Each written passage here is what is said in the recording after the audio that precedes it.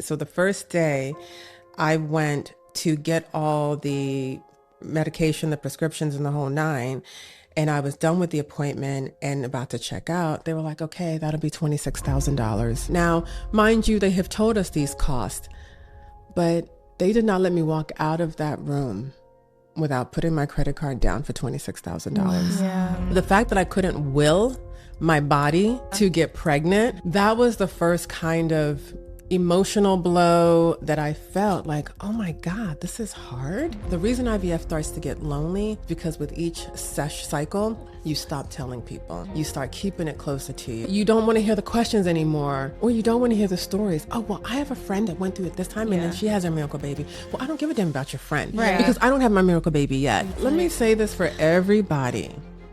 Anybody going through the IVF journey has considered every option. Right. Yeah. Adoption is on the table. I wish more people just asked the question, how can we support you? I was like, I don't want to do this anymore. I'm over it. We just aren't meant to have kids. Let's just live our fabulous life. We have plenty of nieces and nephews. Let's just be that couple. I was going through the surrogacy thing. It was so foreign for so many people. When you think about what we did, surrogacy in the United States can cost you anywhere from $150,000 to $200,000. When you decide to go on this journey, stay the course and just don't stop. Okay. Don't give up.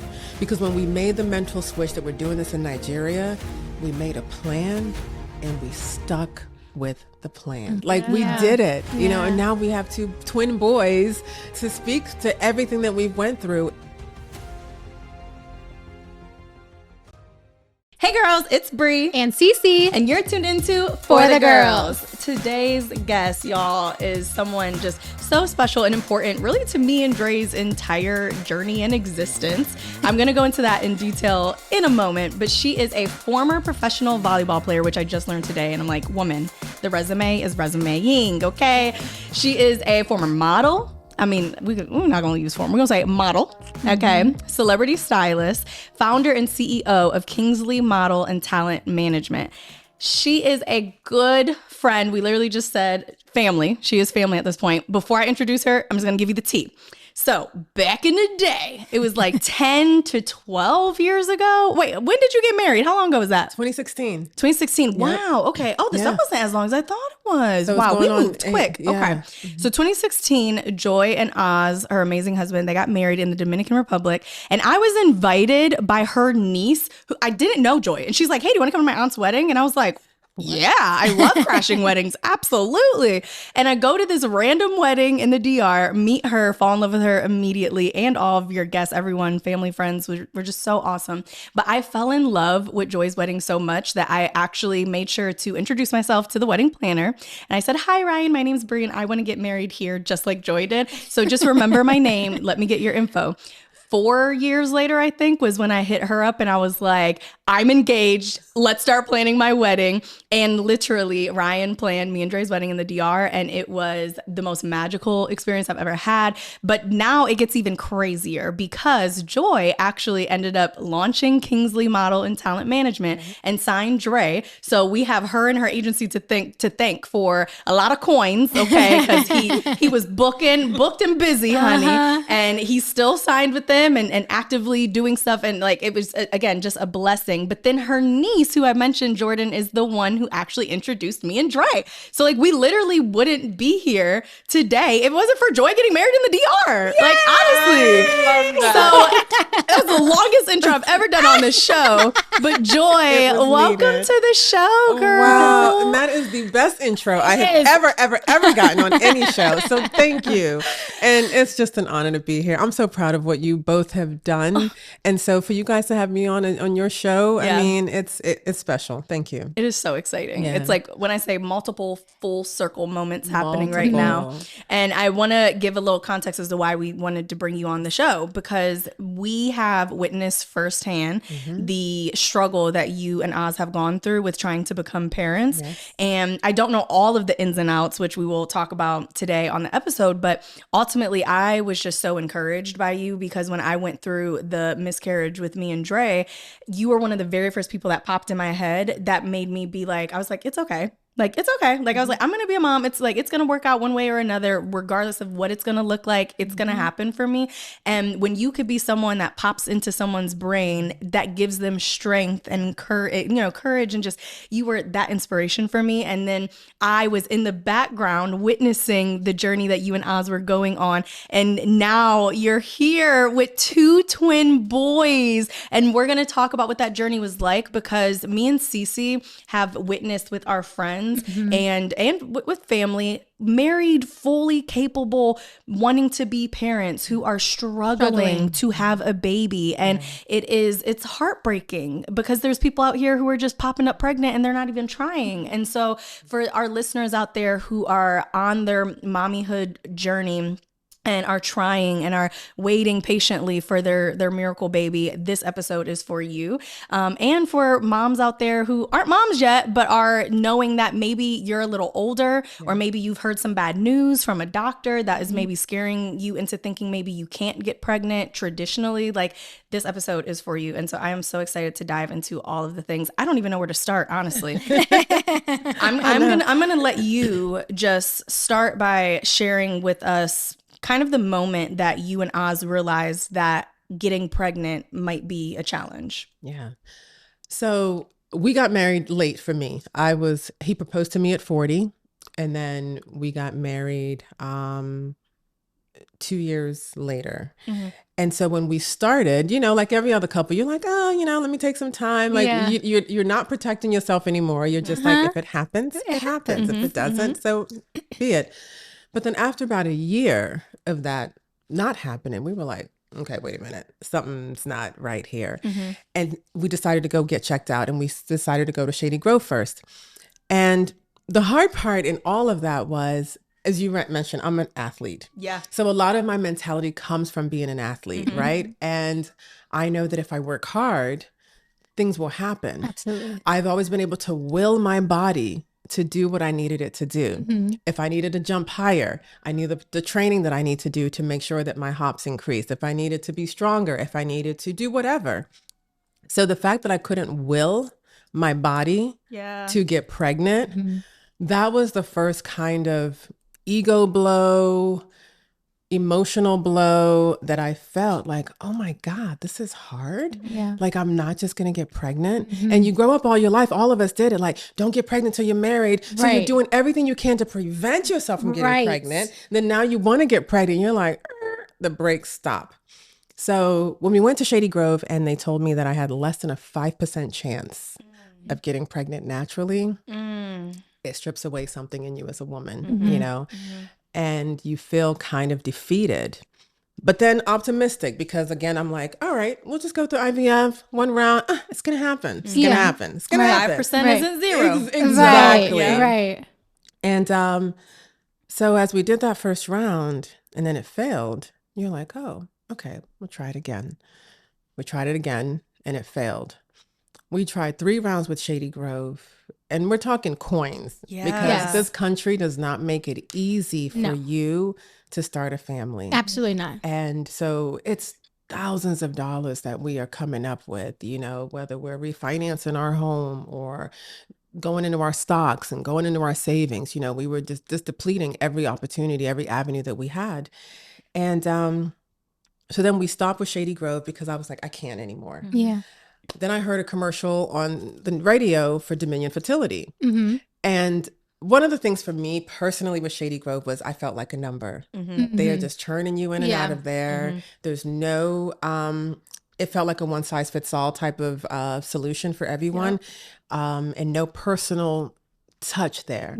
So I was like, okay. And so we went to the Dominion Fertility doctors. I told him, I said, listen, I want to feel like a human being. I want to feel like you are doing a procedure for Joy Kingsley-Ibeh, not for everyone else in there, because my situation is different than the next woman's. And so it started off that way, and we went through 3 more rounds with So Dominion. 6 in total. 6 in total. Wow. And so we're talking injections. Yeah. We're talking, and like a lot of people, I know it's not unique to me, I hate needles. So I couldn't even stomach injecting myself. Luckily, my husband, he was very supportive. He never missed an appointment with me. I remember the first time I went to the clinic and he wasn't with me because he had a work meeting. They were like, wait, where's your husband? And I appreciated that because of also the stigma we have as Black women, not having partners. Yes. And I wanted to make sure, no, honey, you are with me every step of the way. I'm not going to be this unmarried, whatever stereotype that they want to throw on us, right? So, and he would always give me my injections. But I remember the first night he had to DJ, and he had to DJ an early set. And these injections happen at a certain time every day. And I was sitting there crying because I had to inject myself. So I just laid on the bed and I was like, girl, you can do this. Like, you got this. You can do this. You just had to do it because I'm like, what was the alternative? Like I can't miss the injection, right? So I started being able to give it to myself.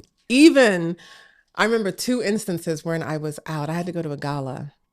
I was all done up, and you know how I roll, right? And so I had to pack my syringes, my medicine, an ice pack. I had to pack it in a Ziploc bag, put it in my clutch so that I can excuse myself and go to the bathroom at the appropriate time, get undressed, and inject myself in a public restroom. And that's stuff you do not hear about. I have never heard a woman before in talking about their IVF journey, talking about how they're living this beautiful life and they're at galas and having a fantastic time. But also they had to take a few minutes out of having this beautiful experience to go inject themselves. Yeah. Because it also evokes a lot of emotion too, because then you're kind of reminded every time that alarm goes off that like, this again, and like, how much longer am I gonna have to do this for? And I do, after you finish the story, I want to go in detail into what it actually looks like scheduling, how long does it take, like the cost of stuff and everything else. But please continue. And and then you go into the bathroom and come out like nothing ever happened, and then you're carrying these used syringes because I can't just throw it in the public restroom. I got to take it home and put it in my little injection box, that they give you. But those were just hard reality checks because when you first start IVF, you tell people. And then when it fails, you're failing yourself, and then you're failing everyone you told. Because now you have to shoulder their emotions. Oh God, we're so sorry. It's so bad. So you're kind of reliving the sadness again. So then the reason IVF starts to get lonely is because with each cycle, you stop telling people. You start keeping it closer to you because you don't want to feel that everything negative that you get. And people mean well, they do.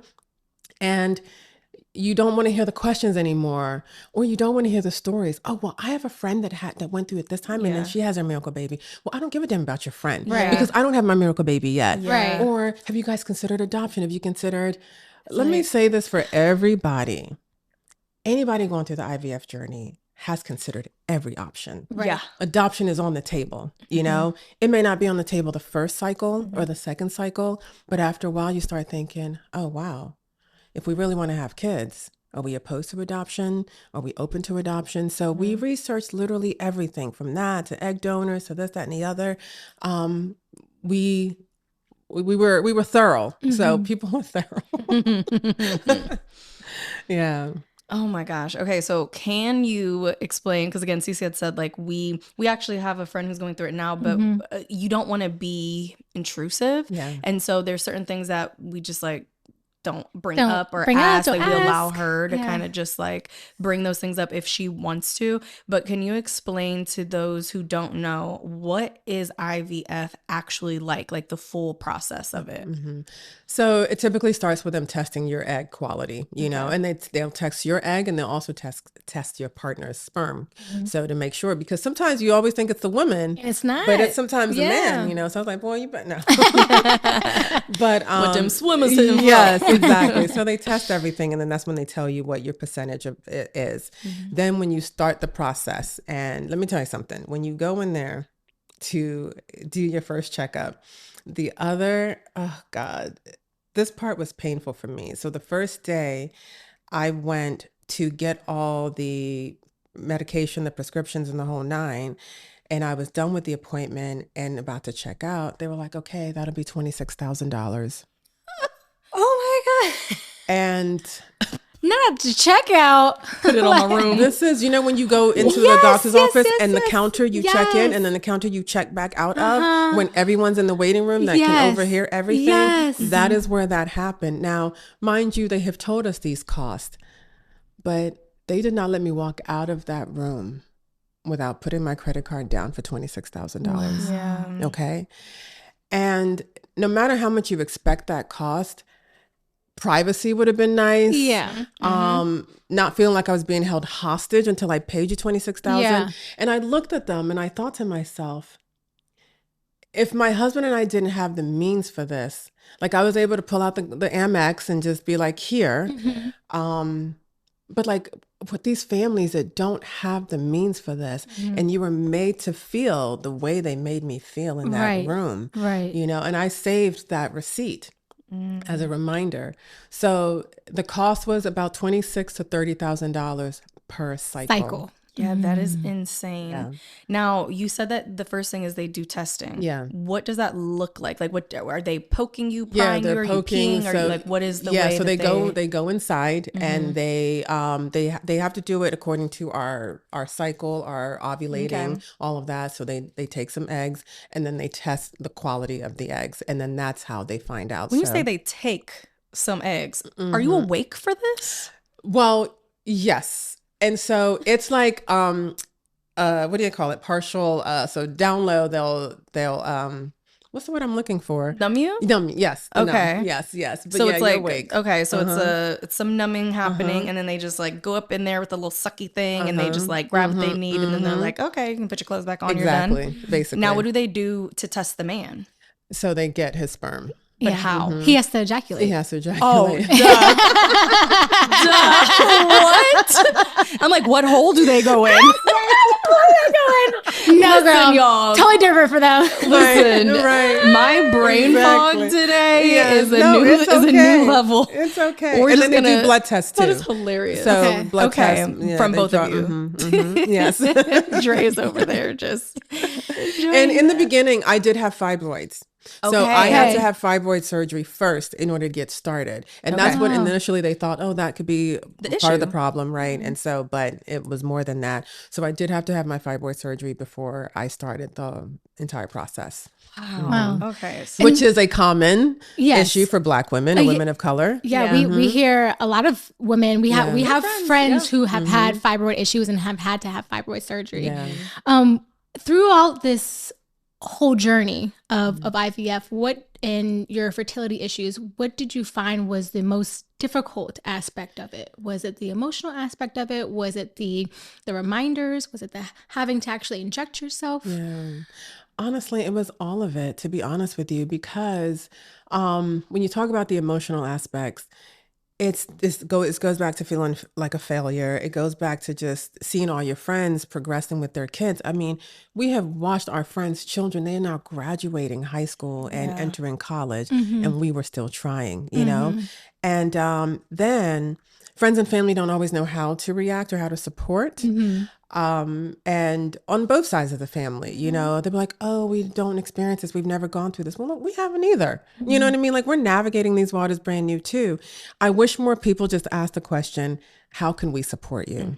Instead of trying to figure out what they needed to do. And I equate it to the same thing because now that I'm a mom, I realized, oh my God, I didn't support my girlfriends the way they needed to. You know, we talking about Jordan. I'm like, I wasn't going up and down the road to go see my niece with her new kids or my friends, but I supported it in the way I knew how. Right. I wish I would have asked more, how can I support you? So that is a question that should always be asked because that support is different for everybody. That support could be you're sending food. That support could be just a listening ear when they're ready to talk about it. That support can be, hey, maybe come and inject me. I did have a friend come over one day to inject me, you know, because my husband was not available. So, you know, so things like that, you know, just check in on people in that regard. So that family part was hard. The financial part was hella hard. You know, we spent so much money on it and then it's a waste of money. You've dropped $26,000 and then nothing comes of it. You can't get that money back. It's gone. And you don't have a baby to show for it, you know? And then it puts a strain on the marriage. Yep. right? And it got it to a part for me, as I told you, getting married at 40, starting later with trying to conceive. I always said that if we didn't get pregnant by 43, I was done because I didn't want to be an old mom. I loathed it. Not because, yes, I know we have the signs to make it happen. I personally did not want to be an older mom. And I think that also goes back to some of my traumas with losing my dad and my brother, and that life is short. And even if life happens in a natural way, I have less years with my children, you know? So then I got to the point where I was wondering, do I still want this? Or does everyone else want it for me? Like, so many people were telling me, oh my God, I know how badly you want to be a mom. I'm like, do I? Yeah. Because this has been so much work. And I'll never forget one argument my husband and I got into because I told him I was done. This was after the 6th round and it failed. I was like, I don't want to do this anymore. Like, I'm over it. Like, we just aren't meant to have kids. Let's just live our fabulous life. We have plenty of nieces and nephews. Let's just be that couple. And he did not like that. And I remember him saying, fine, I'll take care of the kids then. I'm like, really? Really, man? And so, and some women, I've had some women look at me sideways when I've said this, but I continued for him. Because when we got married, we had to have hard conversations about what our deal breakers were because of our religion, you know, him being Muslim, me not, the challenges we had coming together to begin with. So kids were never off the table. We both wanted them. Okay. So I couldn't imagine a life for him without kids. Right. So it got to the point where I think in the end, I did it more for him than I did it for myself. And I'm fine with that. You know, it's not anything that I'm saying I'm blaming him for. Right. But, you know, when people talk about marriage, often don't talk about these important conversations you have to have beforehand that ends up being problems in the marriage. And so, yeah, it really was that. So sometimes I'm like, God, did I lost my way in figuring out what I truly you were wanted. Traumatized as Yeah, well. yeah. How did the timeline work? Like when you actually left from each IVF, like initial meeting or appointment, how long is the IVF process for a round? So for a round, you're looking at about 2 to 3 weeks. Oh, And okay. that is 2 to 3 from, weeks. from the injections, because you're on multiple injections at different stages. It starts off light because you have medication that then starts suppressing your period, medication that helps the eggs grow. And so then you're going through, just like when you're pregnant, you're going to have your sonogram. So every couple of days we would go to the clinic to get a sonogram or a scan, and then they would check the size of each embryo that was growing. And when it got to the good juicy stage, you know, then the final shot was the trigger shot. That was the worst shot ever because that shot went in your butt and a certain particular spot. And this is what kills me about the IVF is like they literally send you home like you're a doctor or a nurse. Like, here's the needles, here's the dose, go have fun and do it yourself. You got it. And you're like, wait, we don't know what we're doing. Yeah. So I had to lay on my stomach and my husband had to inject me with that. And it was the most painful because it's a thick needle, long, thick needle. Yeah. And the injection goes in slow. So you're feeling it like just building up. And then you're just like, oh my God, oh my God. So I loathed that trigger shot every single time. And, but that's the one where, okay, now the eggs are ready. And then I think it's a day or two later, you go in for the egg extraction. And then you spread your legs apart. They go in. I think I was awake. Was I awake? I can't remember. But it's very light sedation. And they extract the eggs. And then you decide then they put it on ice. And then we decided whether we're going to do the genetic testing, you know, to make sure that there's no. Is that an additional cost? Yes. Of course it is. Of course. that. I know, that was Oh. being funny. Oh, and let me tell you the additional cost too, because let me rewind. A couple of times, this was at Shady Grove. They traumatized me. I'm not going to lie. I know it's shade to them, but they did. We had to go in. So you run out of medicine sometimes, right? And then you have to call them like, hey, I ran out of my Citradel. Which was that? It started with a C. And that medication is $600 a pop. So sometimes women that are going through IVF, you may not use all the medication, so they'll donate it back to the clinic, right? That they can give to other women. I'm gonna need a refund. Yeah. So exactly. But I had to go. I called them. I said, hey, I'm out of it and I need to do my shot tonight. And they were like, okay, come in and we'll give you some.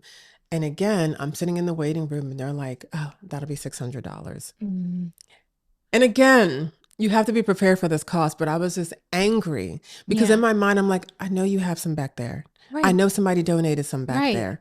And again, I'm in the waiting room and they are saying this to me and other people are in that waiting room. And I'm looking at her again, like, what if we didn't? Like, what if I didn't have my husband's credit card in my bag right now that I can just use and throw on this? Right. So I just started crying. And then I'm emotional. Like, I'm Yes, on hormones. you're on hormones, You know? yes. So I'm crying and I'm just looking at her and I'm just like, so she goes, hold on, I'll be right back. I'll be right back. She goes into the back and brings me a donated medicine. Oh, so you that you could already have done. know, you knew that you Exactly. had some donated medicine Exactly. and didn't even think to offer it that up first. as an option. But Yeah. that's also what's wild is like, so you don't get any contribution for donating the stuff that you already paid for. And then should you need extra, you also have to come out of pocket again. Yeah. It's just, I mean, it's robbery. The system, I mean, the healthcare system in America system is shameless. robbery. It is. Goodness gracious. So after your sixth round and you felt like you didn't want to continue, but you decided to continue in spite of your feelings for your husband. Yeah. What happened next? So what happened next was faith. So my auntie who lives in the UK had come to visit and her and the family and they stayed with us and her and I were talking one day and I shared my journey with her. And so she opened up to me about her journey and a clinic a doctor that she knew in Abuja. Simultaneously, my mom was also doing her research in Nigeria and had spoken to some friends. And another friend or family member had given her the names of two doctors over there, one being the same doctor my aunt connected. And while my aunt was here, she got me on a phone call with him. He was doing a medical mission in Gambia, took the time to have a call with me, talk to me. And I was like, oh my God, I really like him, you know? So then when my mom calls this guy. Different experience from Shady Grove, by the way. Very different. You know what I'm saying? So then my mom speaks to the doctor on her own, and then she's telling me about it. I was like, wait, Mom, what's his name?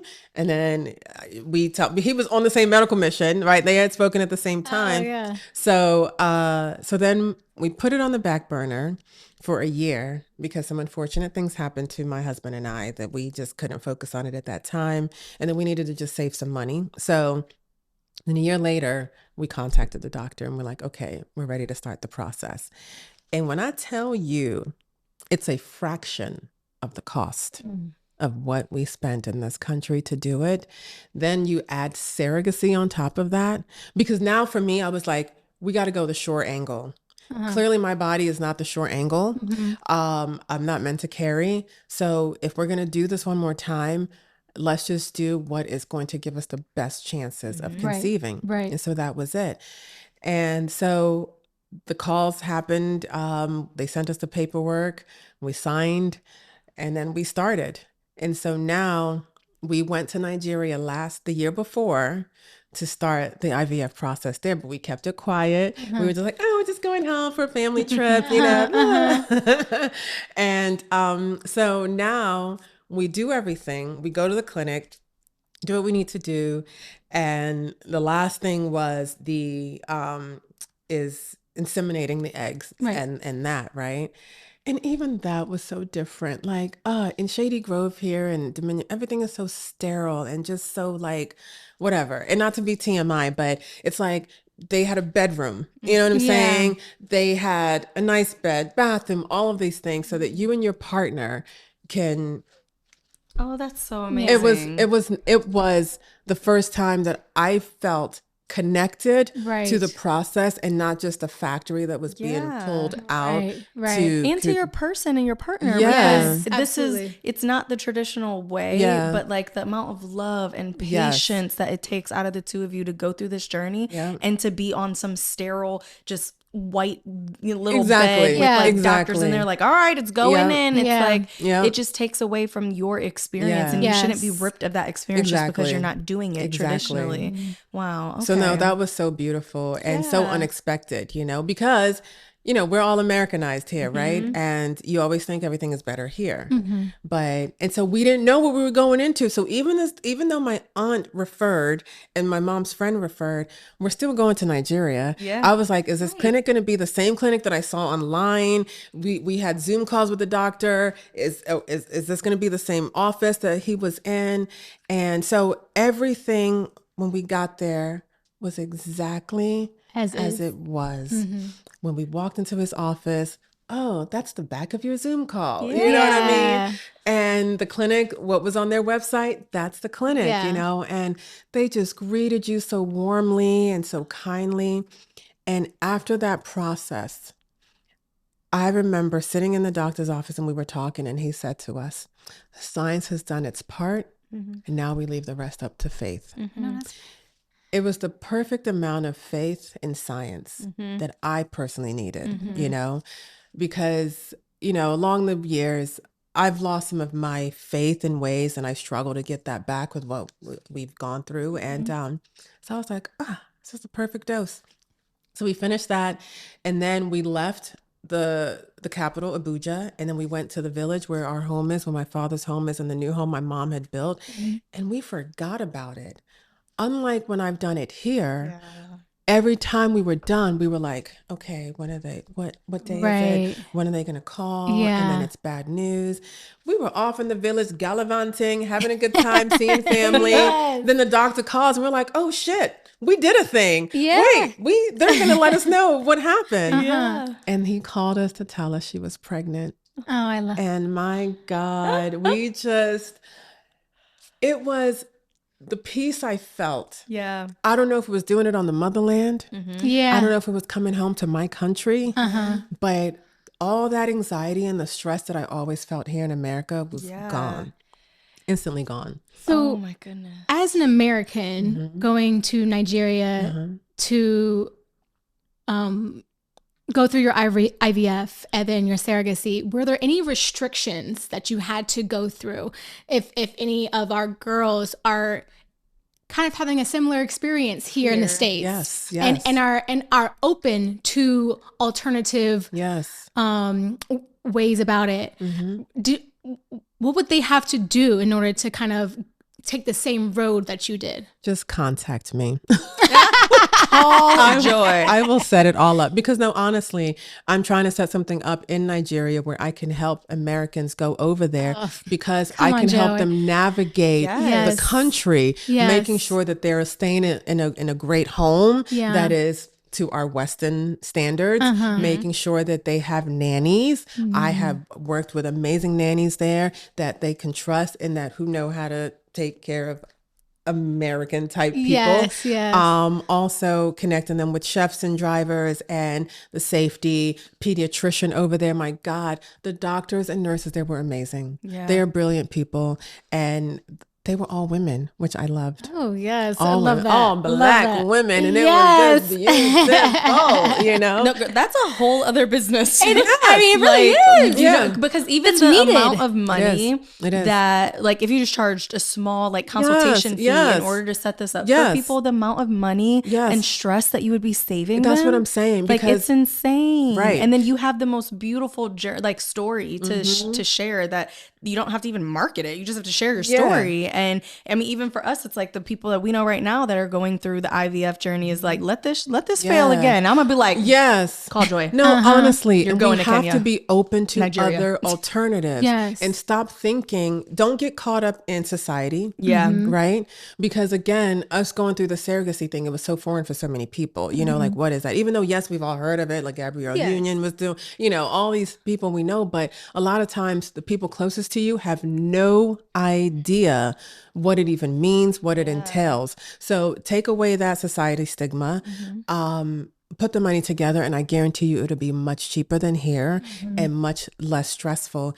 And there is a love of family community in other countries that we don't have in America. Oh yeah, it's When so I tell sterile you, when here. we take our boys to the pediatrician over there, from the time we walked in the door, they are yanking them out of our arms. Oh, Idris, oh, Zakora. They knew their name. They loved up on them. And the doctor spent time with you. We never had to set a pediatrician appointment. They would say, okay, you coming for your checkup on this day or immunization? And they'll say, oh, just come anytime after 12. We would show up. Doctor would have time for us, make the time to talk with us about any fears we have or any things that are going on. And I came back here and we had to call the pediatrician, right, to set their first appointment here. And they're like, oh, she won't be available until next week. And even though that is quick, I forgot because I was so used to like, you just pop in whenever you want, you know? And I was like, oh, I'm back here where you have to wait for everything and you have to pay for everything. And can I talk about the hospital bill though? Please, because I don't think people understand how expensive hospital bills are here in the States until you actually have to go through it. So please tell us. So for us, now again, it is relative. Understanding that I'm coming from America with a lot more privilege than the Nigerians. So what we paid was definitely expensive to the average Nigerian. But to give birth to twins, C-section, they gave us a tour beforehand and we got to pick which birthing suite we wanted afterwards, right? And you got to the pick. VIP or the VVIP or whatever. So we were like, give us the best, you know what I mean?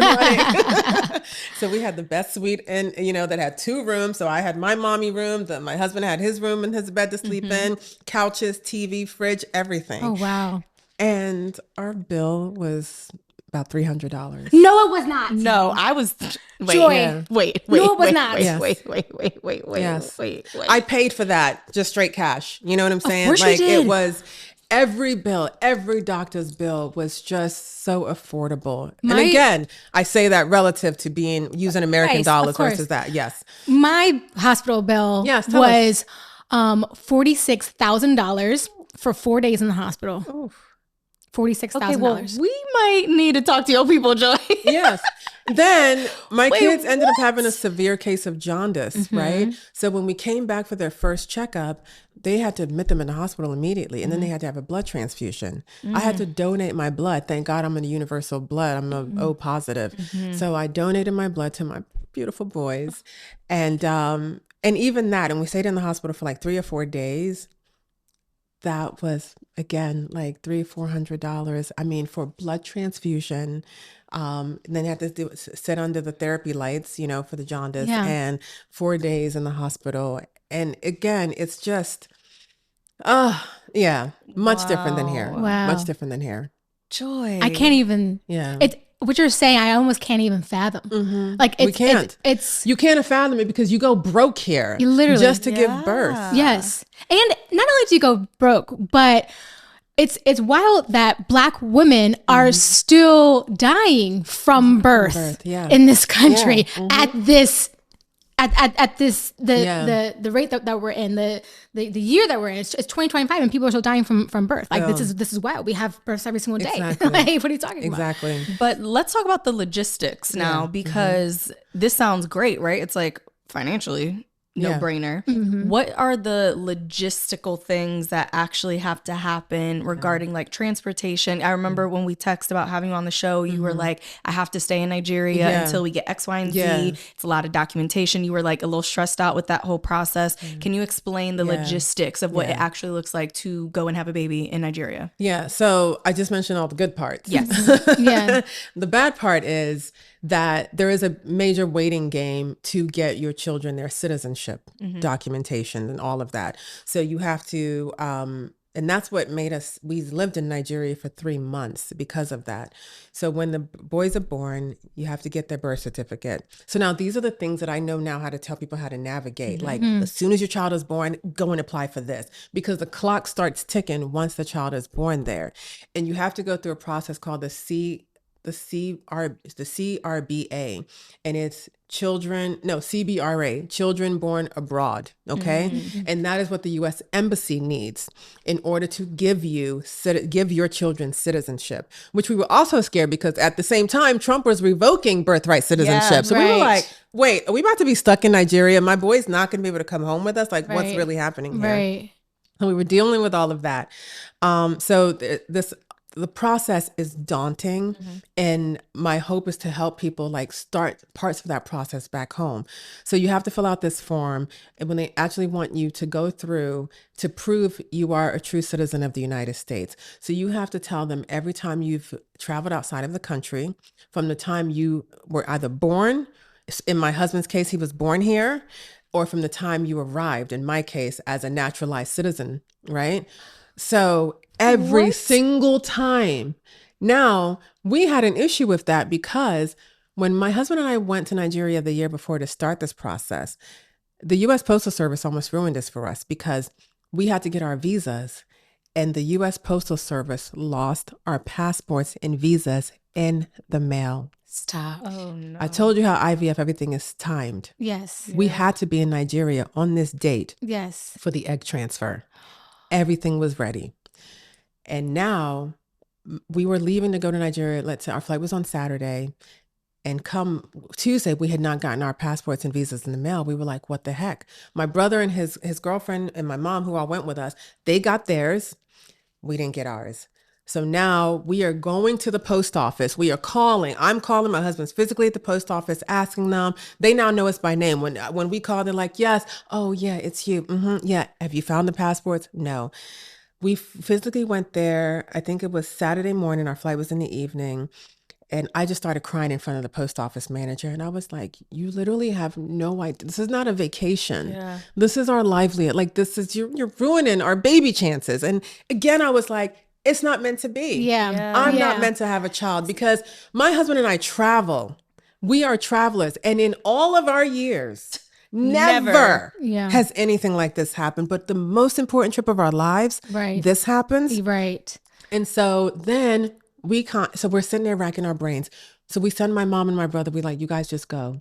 We will get there. We'll figure it out because we're thinking, we know a ton of people in this town. Somebody's got to be able to help us figure this whole thing out, right? And so I'm online. It's taken about 3 weeks for a new passport. We're like, we don't have 3 weeks. So my good friend tells me, he's like, you know what? You should try contacting your congresswoman or man. They can sometimes expedite these things. I sent an email. Of course, it went to the ether. Then I remembered, one of my models works for Congressman Swalwell. And I called her and I was like, Cassie, I don't know if this is even a thing. This is a situation. I'm crying, bawling on the phone with her. And I was like, is there anything that can be done? And she was like, actually, yes, this is what we do. I don't do this, but let me contact you with one of my colleagues who does. She puts us on an email together, then on a three-way call. And the woman is like, yes, we can help, send me all these details and give me permission to advocate for you or whatever needed to be done. This is now Sunday night. So Sunday night after the phone call, Oz and I are like, you know what? We're going to go to dinner because we're technically on vacation anyway. So, we go to the Four Seasons, have a great dinner. We're like, you know what? Whatever happens, happens. And the woman had told us, like, this is Sunday. Nothing can happen today, but I'll email you by Monday with something. Monday morning, 8:00, she emails us. She has a passport appointment for us on Tuesday morning.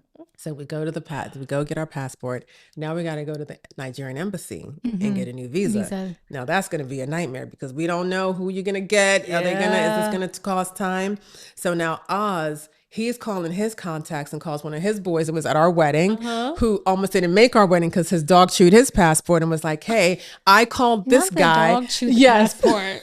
That's what you hear in a movie. Yes, literally. Oh my God. So he was like, I called this guy and he was able to help me get a passport. So Oz calls this guy. Then the guy finally calls him back and he's like, go to the Nigerian embassy and ask for this name. Simultaneously, Cassie has also told me, okay, I've called people up the ranks in Nigeria at the embassy, ask for this woman. So we get there and we're like, can we see Mr. Such and Such and Mrs. Such and Such? And they both come out and we're just pleading with them. And they're like, well, there's nothing we can do today because it's already 4:00 in America. It's nighttime in Nigeria. So we're like, damn it. So that's Tuesday. They said, come back Wednesday.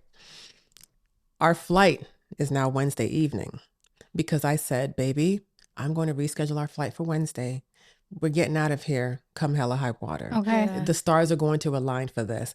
And somehow it clicked for me. Like I was on a mission. I knew I had to make this happen. Yeah. This is my country. Yeah. My husband, he typically takes care of trips outside of anywhere else. But I was like, I got to figure this one out. Right. So then we get to the embassy and I go to the guy we asked for. No, I go to the front desk and they're like, oh, he's in the back. We wait an hour. We don't get it. He doesn't come out. So I walk to the back, all the way to the back where I'm not supposed to be. Yes. And then I run into him. I was like, oh, remember me from yesterday? We really need to get those visas. Our flight leaves at 6 p.m. tonight. And we need to be, yes. And I said, we need to leave here by 1 p.m. in order to catch our flight out of Dulles. And he goes, and he's looking at me kind of panicked. And then what seemed like a supervisor came up to him and he looks at the supervisor. He's like, oh, this is the couple I was telling you about. And the way they were looking at me, and I was like, please tell me y'all have done something since yesterday. Because they were looking like this is a surprise to them. right. Yeah. And then the guy takes our passports, goes in the back, and then literally at 1 o'clock walks out with our passports and with our visas and our passport. Oh man. My I goodness. ran and I hugged everybody in that damn embassy. Yes. Thank you so much. Thank you so much. Thank you so much. And then we hop in the car, go straight to the airport. Oh, wow. And so like that morning I was like, pack up the car, pack it up. Yeah. We're getting this. Yeah. And so we were out. So that's rewinding. But and I lost my thought. Where were we coming back? Why did I So go back we were to talking that? about the cons of going and having a baby in Nigeria. Yes. And so now, that is it. Like you have to commit to these trips. Like you're going to have That's a to go. process. It's a process. That's a process. And it is expensive, right? But when you think about like what we did, surrogacy in the United States can cost you anywhere from $150,000 to $200,000. So even if this costs you $50,000, You're when winning. it's all said and done, Totally worth it. you're winning. Yeah. Right? Totally. Yeah. It's totally worth it. So when you factor in the 2 trips, when you factor in the housing stay, food costs, all of those things, it's still worth it. But the challenging part is that you're there for so long because you have to navigate through all the documents, all the forms. Then you have to go have your appointment at the embassy. In the first appointment, we printed over 400 pages of documentation. Sheesh. They needed proof of our marriage. So not just our marriage certificate, we were printing pictures of our courtship over the last 10 years, right? To prove that we are Americans. Like we're not illegal. We're not whatever. And then we had to get all the kids' information. So prior to even getting to there, the kids had to get their Nigerian birth certificates, the Nigerian social security numbers, the Nigerian passport, because we needed that to take to the embassy. Then I also had to get certain documentation to also prove my Nigerian citizenship as well. And so it's a lot of paperwork. So if people can start a lot of this process before they even get there, because then we could have printed all that stuff here for free, but we had to amass cost in printing documents there. So one night I'm on the floor just organizing everything and they want 2 copies of everything. Okay. Plus the originals. We didn't have our marriage certificate with us because why would we? Right. So our friend had to go to our house. We had to tell him where the marriage license was. He had to DHL it to us. Oh my and we're hoping like, please, Lord, don't let Don't that lose get that. lost, right? Right. So we had to get all that. So in making sure people know that these are the documents you have to bring. Oh, he had to send us our social security cards as well. And I made him send my naturalization document just in case to be on the safe side, Yeah. But yeah, so it's a daunting process. So even though you've outlined all those cons, would you still recommend somebody going down this road that this is the right way to do it? I think if you're at your wit's end and if you're in a financial situation where you still want a child and you need the cost to be low, absolutely. Well, even the challenges that you mentioned and how long you guys had to stay there, it actually ended up being a blessing. You didn't want to come back. By the time you came back, you were like, this is dope. Where is my nanny? Where is my cook? Yes. So can we talk about that a little bit about how the kind of just like the cultural difference of what your first 3 months would have been like in the States with your newborn babies versus the lifestyle and what you guys could afford with a US dollar in Nigeria that allowed you to have a 3-month space of really just having a ton of support. Yeah. No, because if we would have done it here, I would have been stressed out as a CEO. Work would not have stopped. And I would have felt obligated to do things because I'm here and I'm accessible. I was off the grid, you know. There were times when I was like, damn, nobody's emailing me for work. Like, do they know I still exist? You know, so I went through that process of like, oh my God, have I gone too long? Because in our business, out of sight, out of mind, you know what I'm saying? So, and we would not have had the dedicated help, affordable help that we had. And because even when I was looking at the cost of childcare here, I mean, it's highway robbery. And you hear it all the time, but it doesn't hit until you have to look into it yourself, you know? So over there, I had 2 nannies, right? Not because I didn't want to be there for my children, but because I could. And why would I stress myself out, you know? So I actually got a chance to be a mom, to spend the time with my children, not by force, but out of love and desire and want, right? And so much so I had to tell them like, okay, no, if I pick up my child, I actually want to take care of them, you know, because they'd be like, no, let me take him. I was like, no, I'm good. I'm good doing night shift. But the first 2 months, I will say, we did do it ourselves. It was just my mom, my husband, my uncle's wife, who I don't call my aunt because I'm older than her, you know, so it's my uncle's wife. And she was a godsend. I mean, that woman gave up her life for us for 3 months. Okay. And so the 4 of us were taking turns on night shift and just taking care of the boys. But I always knew that my boys were in good hands. But then come April, I was like, y'all, I'm tired. Like, I can't. Like, we were all worn out. My mom was worn out. I said, that's it. I'm hiring 2 more nannies. Okay. So we hired 2 more. I ended up firing one because she was kind of crappy, but the second one stayed on and was a godsend. So I ended up having the time of my life. And I met these amazing women, also mothers there, that sewed into me, that were in the fashion industry. So I connected with some amazing girls.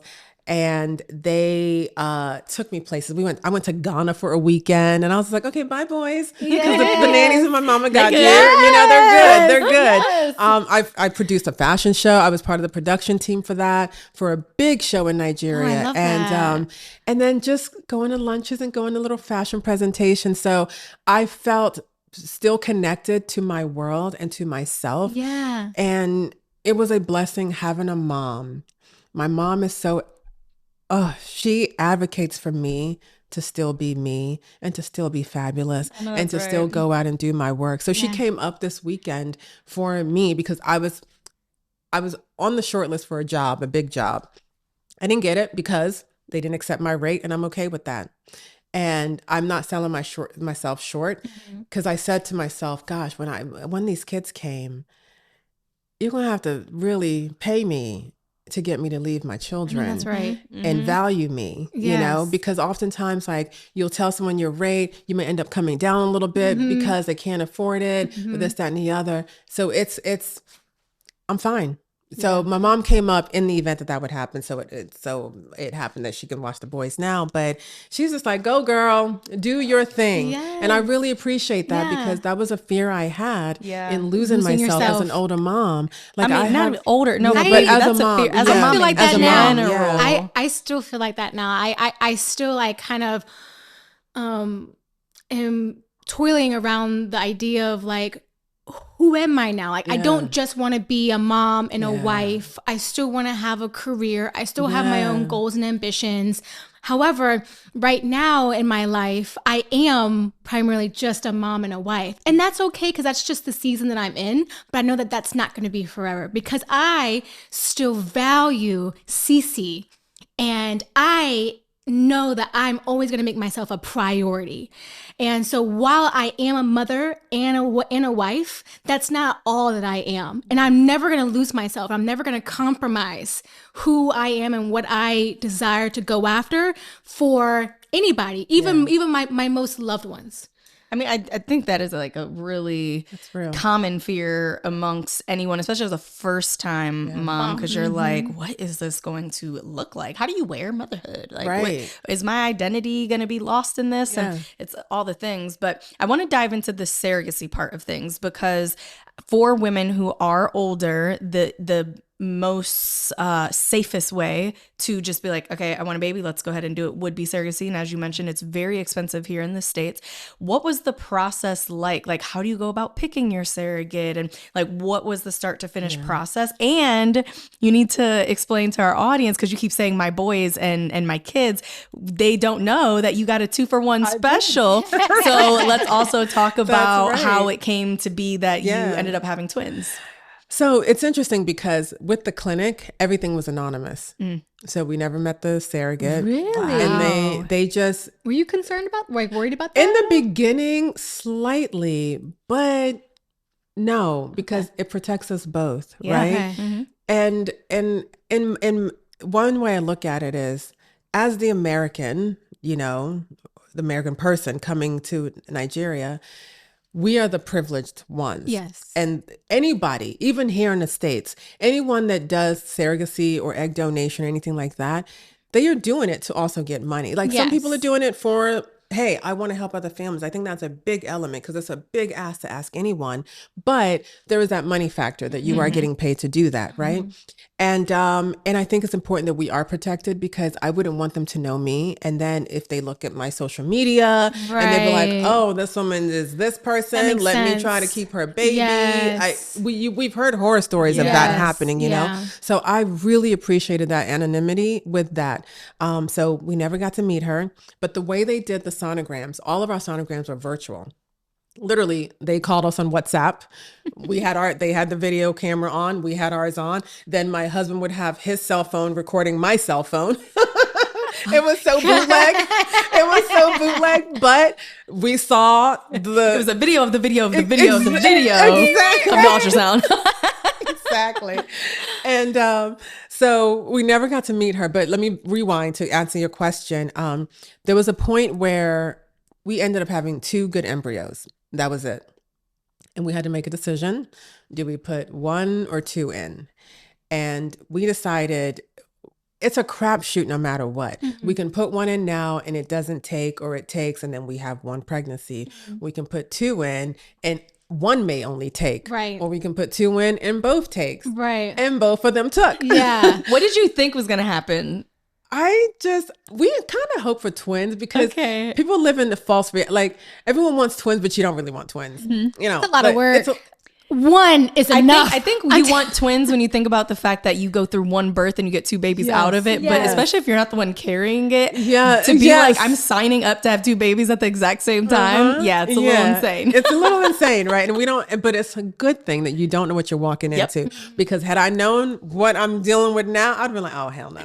No, thank you. No, thank you. But now I do feel like super duper woman, because I'm like, oh, 1 child, I would have breezed right through this, you know? Because now juggling 2 is just insane, but you figure it out. Yeah. So she got pregnant, and like we knew the twins right away. Like we got back to America, and a week later they called us, and the doctor was playing with us. He was like, why didn't you fly through Abuja to come say goodbye to us before you went back to America? We were like, what? Like, what are you even talking about? And he goes, yes, because I wanted to tell you in person that you're having twins. And we were like, what? You know? So I'm like crying. I immediately put my face down and I'm just sobbing, crying. The doctor and the nurse are dancing in the background. My husband and I just holding hands, crying. So we missed half of their dance because my hands were just like this. But just to see their excitement for us was just so touching, because again, they cared. They cared. They were invested. Very. That's such a beautiful thing. And so that was the journey to finding out we were having twins, and what we decided to do to get twins. And but yeah, it was for all those reasons, you know, like this is our only shot, and I may not have the energy to do another child, even though I was hoping we'd have a girl and a boy for a twin and just have it really perfect. But we got 2 boys, which I think God also knew, like, girl, you don't need a girl. You don't need a girl, you know. That was actually going to be my next question was, well, when did you find out that they were actually boys? This was, so you can't find out the sex until 20 weeks. Okay. And if we would have had just 1 child, we were going to keep it secret, like not even find out ourselves, you know. But having 2, we were like, we got to plan for this because like you just can't go into this blindly. We need things, and we needed things, so we had to hurry and have the baby shower before we left for Nigeria, hoping that people would get us a lot of the things that we needed to pack. And when I tell you, packing for 3 months, girl, you're basically moving. Literally. Yeah, we had 10 suitcases. Yeah, and we had to pack a suitcase full and a couple randoms in different suitcases full of formula because we are starting our babies on a plant-based diet. So my mom had found this special plant-based formula that only comes from Australia. Love that shipping cost. Go, Mom. I know, right? So my mom is super duper plant-based and just like, nope, no dairy, no nothing, no nut. These kids are going to start off healthy, but I appreciate it. But we were nervous because I heard from all my moms that, you know, sometimes babies don't take the formulas and they end up switching. And we put all our eggs in that basket. That was the only formula we took. And thank God they loved it. They didn't have colic. I mean, it was so good for them. And so. What a beautiful thing. Is motherhood what you thought it was going to be? I think I'm still figuring it out. They're 4 months old now. And I still feel like an imposter. I still feel like I'm not a mom sometimes, you know. I had mentioned that when I first felt like a mom, because going back to the nannies and everything that I had in Nigeria, like it was such a good life. Yeah. But I didn't do any laundry, you know, for myself or the babies while I was in Nigeria for 3 months. So when we got on the flight to come home, that first leg, the very first time I had to change a diaper, one of the boys, I can't remember which one, I think it was Idris, he pooped. And so I take my changing table bag, my wipes, the Desitin, diapers. I didn't take a change of clothes. Totally forgot that at the seat. And then when I go to take it off, he's shit all over his clothes. And now you're like, I'm in the bathroom like, I have to wash this. Yeah. Or else have a naked baby. Yes. And no. So I had to sit there and watch my baby, make sure he's not rolling off in the plane. Then I'm hand washing the poop out of his outfit and he's shivering because it's cold as heck in there. And these are African babies. They're hot-blooded babies, you know? And then I'm like, I don't have clothes for my babies. Like, I'm such a terrible mom. Like, why didn't I bring a change of clothes into the bathroom? And so I had to wrap him, and I put him in my arms like this and just wrapped him up so I wouldn't do the walk of shame down the aisle. And I went back and sat down and I was like, Mom, please put him in this blanket. Like, and so then I had to grab his clothes and do all that. So I never forgot to take a change of clothes in the bathroom ever again after that. But, you know, so that was my first feeling of motherhood because I had to clean their poop off their clothes. And also Girls, trial and error. Figure it out.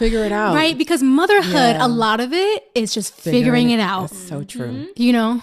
Do you feel like because you did surrogacy that there was any sort of disconnect at all from the boys? Like, because when you're in the hospital and you give birth, they immediately put the baby on your chest. And so I don't know what the process is. Okay, so when you got to hospital, you still had the experience as if you just birthed them and you get the feeling of like, okay, these are my babies. What was that initial feeling? I didn't feel like these were my babies. So they came and just put like little strangers? Like, two aliens. Because babies look like aliens when they're born. They're weird looking. I'm sorry. They would look I was like, this ain't my child. It's not cute. No, it's not cute at all. It's not. So they're not cute until like a few months. Exactly. A few months. And they change so much. Everybody in the first lies. Year. And when we sent pictures talking about they're cute. No, these babies are not cute at that stage. They're not. But they're cute because they're babies, right? Yes, like the whole concept of it. But so no, while the surrogate was going through the C-section, I was in the other room with my hospital gown on, waiting for the babies. And my mom and my husband were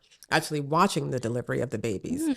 So all that happened, and then they bring the boys to me, and I'm like double fisting babies like this, you know, and I'm like, holy crap! But I didn't cry. Yeah, but I'm not a crier. I didn't cry when I gave birth to my daughter, like, and like I pulled her out, and they put her on me, and I was like, and I did not cry at all. Like even throughout the whole time I was in the hospital, when I got home, I didn't start crying until like a few days went by, and I was just completely exhausted, and I was crying from exhaustion. Yes, but like I didn't cry either. That sleep deprivation is real. It's real. And I now fully understand it. And this is how I explain it, right? Because I thought, oh, Joy, you'll do okay with this because you're an entrepreneur, you're a CEO, you keep late nights, you have sleepless nights. Like you can I run on 3-4 hours sometimes, right? But the difference is when I went to bed pre-kids, I can go to bed. Right. And I didn't have to worry. And I didn't have to wake up in the middle of the night.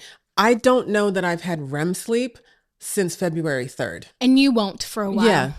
And that's the part. Like you cannot get REM sleep. And in your head, are they crying? Yeah, nonstop. What did I hear? Is that, and they just, it'd be the pacifier fell out their mouth. Yeah. Yes. I'm like, just go to sleep, And I'm like, you spit it out. Like, keep it in your mouth. So that part, my goodness, is a huge adjustment. I'm exhausted, like beyond exhausted. Yeah. At what point did you be like, these are my kids? Because the thing is they're literally your kids, right? Like there's people who adoption is very different, right? Adoption, those are not your children. You're choosing to give them a home and a life and to adopt them. But your kids, even though they didn't come out of you, they're literally your DNA. Yeah. So it's like, I'm just curious, like with the feeling of like, okay, I didn't carry them for 9 months. I didn't push them out, but like, I know they're mine. When did the disconnect like fade, I guess? Or I don't really think it's fully faded. It hasn't faded yet? No. And I think that you're on autopilot that I have to take care of these children. I have to keep them alive. And I think I'll be disconnected until they call me mommy. I can understand that. Yeah. And because I still feel very imposturish about it. And but there are moments, oh my God, when I just had a moment when they just had their vaccinations on Tuesday and Idris took it very hard, had fevers and everything. So, and I, against my will or my better judgment, I still dropped him off at daycare because he goes to my mother-in-law's daycare. She's at a daycare saw for that. right. I was like, oh, what a blessing that your mother-in-law's at daycare. Right. Blessing. Oh my God. Yeah, we are blessed. And but I took him for a few hours because I was like, I needed those few hours because I had to get stuff done and prepare for this gig that I didn't get because they didn't accept my rate. So I'm kind of mad about that. But, and so she called and she was like, Idris has been crying. He hasn't stopped crying. So we went and picked him up and I just held him all night. I gave him a little bit of baby Tylenol, and the way he was just looking in my eyes, like he knew I'm in mommy's eyes and I'm safe. Yeah. That's when I was like, oh, this is my child, Yes. So I have those moments where, and then I Googled the word, like what are babies feeling when they're cooing, Yeah. And it said that they are feeling content. And my boys will just coo sometimes like, and I'm like, oh, they feel safe. They feel safe. Yes. Oh my God. God, it's like there's so many beautiful moments like that with motherhood, and it's special. It's beautiful. Yeah. Well, if someone is going through a similar journey as you, and they're feeling like they've like reached their end, what advice would you give to them so that they don't give up on their dream of becoming a mother? Well, first I would ask them to really search their soul to know, do they really want to give up or do they want to keep going? Because sometimes people do really want to just give up, and it's okay. It's okay for them to do that. But if having a child is a goal, do it. We have friends now. My husband's best friend, him and his wife, they went to Nigeria to do what we did. And she went there and first for 2 weeks and did the IVF and everything. It didn't work. They came back, but they started it again with Shady Grove to extract the eggs, and they shipped the eggs to the clinic. They just shipped the eggs to Nigeria this week. Okay. And so they're still trying, so there are options where you can partner with a clinic here to do the IVF portion here and ship your eggs. And they hired a handler to pick up the eggs and fly them back to the clinic. So there are so many options. Like, don't limit yourself. And now I'm more open to talk about it. I didn't talk about this journey publicly at all. If you knew me, and we had intimate conversations like we did with Bree, then you knew, and we had a tribe that knew, but not publicly on social media. Like maybe once or twice I would say, oh yes, I've gone through IVF, but nobody knew the inner workings of this journey unless you were not outside of the circle. Yeah. But now I'm like, no, I'll talk about it because people need to know, but also know that the outcome may still not be the outcome, right? It doesn't mean like Nigeria doesn't have the magic wand or any other country has a magic wand, but I do think my doctors in Nigeria are brilliant. So, you know, I mean, I'm just a firm saying. believer that like you go through things for a reason. And one of the reasons why we wanted you on the show is because your testimony is going to touch and encourage so many women out there. And now that you're on the other end of the IVF and the years and years of trying, like, I really do hope that you find a way to like integrate this into your life to like help other women just have the knowledge of this option that you have and this experience that you had, because I mean, it's just, my heart just breaks for these happy married couples that did everything right. And then they get to the point of having babies and their life is just upside down and they're like, we don't know what to do. Why us? Like, it's heartbreaking, you know? And what you two are doing by giving us a platform is amazing. Because also while we were there doing our IVF cycle, there was another couple. She was American, the husband was Nigerian, and they had just finished the process and just flown, like they had got their passports the day we arrived and they were flying home the next day. So the clinic got us on the call with them, and her and I, we are sisters now. She lives in New Jersey. Wow. She gave us the play-by-play. So has she not given us the details of, oh, go apply for this now, go do this now, we would still be in Nigeria, you know? So now she helped me. I got to pay it forward and help the next woman and the next couple. And real quick, when I was producing that fashion show, I was in charge of all the designers, right? And there was one male designer that we were going back and forth on WhatsApp. And then after the show happened, there was a big Sunday brunch party that happened, and the designers were there.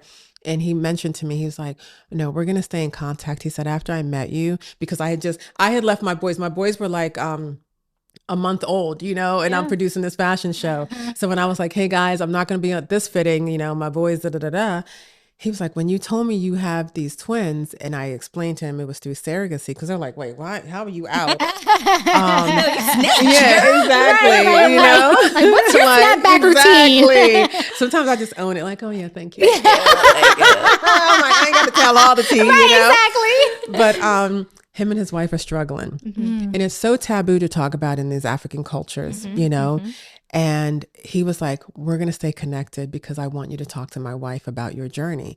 Even while we were there, another female friend that I met through that, she came to the house to give what we call a mugo, where people will come to the home. They'll give you money, food, all this for being a new mom. And it was a woman I just met. And so she was like, can I talk to you privately? And so we went into the office and we spoke. She wants to do it. Oh. And again, all these things it's giving women permission. Yes. You don't have to go the normal route. Right. And it's still your child, whether it takes you months to figure it out. Absolutely. But this has to be more spoken about more often. Yes. And it's not just for celebrities, you know, because that's where we hear about it mainly because they are the ones that can afford it. They can afford to have it's usually about that the woman doesn't want to mess up her body, and that's why she gets a surrogate. It's less spoken about in a way of this was our only option. Exactly. We tried everything else. Yeah, I want to ask you about you and Oz when you guys were going through your fertility journey. First, you both are in very non-traditional jobs, right? Like he's a DJ, you own a modeling agency, and it's like, how did you guys, when dealing with all of this financial burden, dealing with all of the, I'm sure your faith being tested, the relationships around you with family and with friends, because maybe people were asking too many questions, being nosy, trying to support you, but ultimately almost making it worse because you're reliving your trauma every time it's brought up. What did you guys do to not break in your partnership all of those years? Like what was the, not the secret ingredients, but almost the thing that really held you two together and got you through on the other end?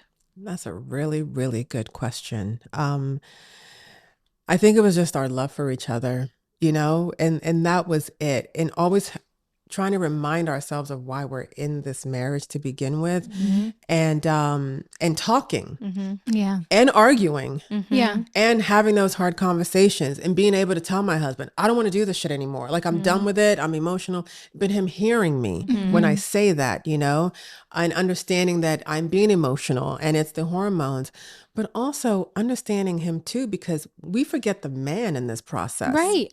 I feel like dads kind of get forgotten a little bit. Everyone focuses on the woman because we're getting the injections and we're going through all the hard stuff, but he went through it too. Yeah. You know, he went through the losses too. Absolutely. He went through people not really checking on him and seeing how his mental health is and all of that. He went through watching his wife go through that, and he couldn't do anything to prevent it, but he felt he was the cause of those pains, you know?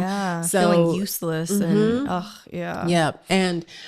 and down the line, we didn't go through through counseling in that process, but afterwards, Jordan, my favorite niece, she gifted us a session with her therapist, and I didn't think my husband would go for it, you know, and I'm also Nigerian. Like, we just like suck it up. You know, you got to figure it out. And so I talked to him about it. I said, you know, maybe we should, because we had so much baggage just from our getting married to going through the fertility issues to just everything, you know. And so we started speaking with someone, which in the beginning, I was like, oh no, we're getting divorced. I ain't like because when the truth comes out, you know, and then you start hearing about yourself, right? When you think your shit don't stink. And I was like, I'm offended by that, you know? So she dredged up some heavy, heavy pain in the beginning. But when I realized it worked was one morning I was coming downstairs and my husband was sitting on the couch and he had a notebook open and he was writing. And he wrote all the things that I said in the counseling session. And he was like, I just want you to know that I hear you. And I'm going to do everything I can to fix these things. And I was like, wow. Like, I married the right one. I know. Therapy is great. It's so great. It was is so great. And she's so awesome. So I cannot thank my niece enough because, you know, her and I have gone through this cycle where I was the adult in the relationship and I was guiding her. And now she's guiding me because she's a mom 3 times before me, you know? And so she's giving me advice and like, you know, saving my marriage and my life and all of this stuff. And I'm like, oh my God, you know? So it's been great. That's been fantastic. great. Oh my gosh. Well, is there anything else that we haven't touched on or talk about that you feel is important to mention on the topic of your fertility journey? Let me think. When you decide to go on this journey, stay the course and just don't stop. Okay. Don't give up. Because when we made the mental switch that we're doing this in Nigeria, we made a plan and we stuck with the plan. We did not deviate. We put the money aside. We made sure we had X amount, like we pre-planned for later times, you know. And so I'm very proud of us. Like we did it, you know, and now we have 2 twin boys to speak to everything that we've went through. And going back to the journey, wow, I got to live in my country for 3 months and reimagine my country, reconnect with my country. Reimagine what your life could be, because now you're like, I would love to live there 3 months out of the year. Like, that maybe might have not been a thought had you not gone there and had this experience. Yeah, so like so much good came from out of it. And now my boys are dual citizens and they already had 2 trips under their belt. Like we went to San Francisco last weekend with them for my husband's side to meet them. We surprised them all. Yeah. And they were just crying tears. And so these boys are so loved and so it's changed so much in both of our families. They've been true blessings. So that's it. Take the course. Thank you so much, Joy, for sharing your journey. Thank you. This is a reminder to all those ladies out there who are on their journey. Keep going.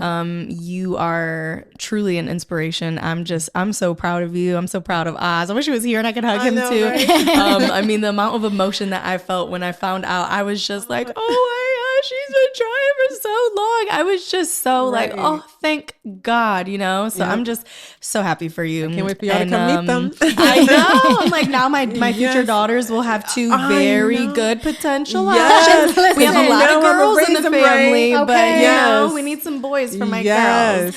But Joy, thank you so much, girl, for your transparency, for sharing and dropping all those gems. And the moment that you drop a little cheat sheet, a blueprint or whatever for the Nigerian journey of surrogacy and IVF, you let us know so we can link it and plug it because the girlies want the information. Yes, absolutely. I got you. Thank you both, Cece, Bree. This was awesome. This was fun. Yes, girl. Have me back anytime, you know?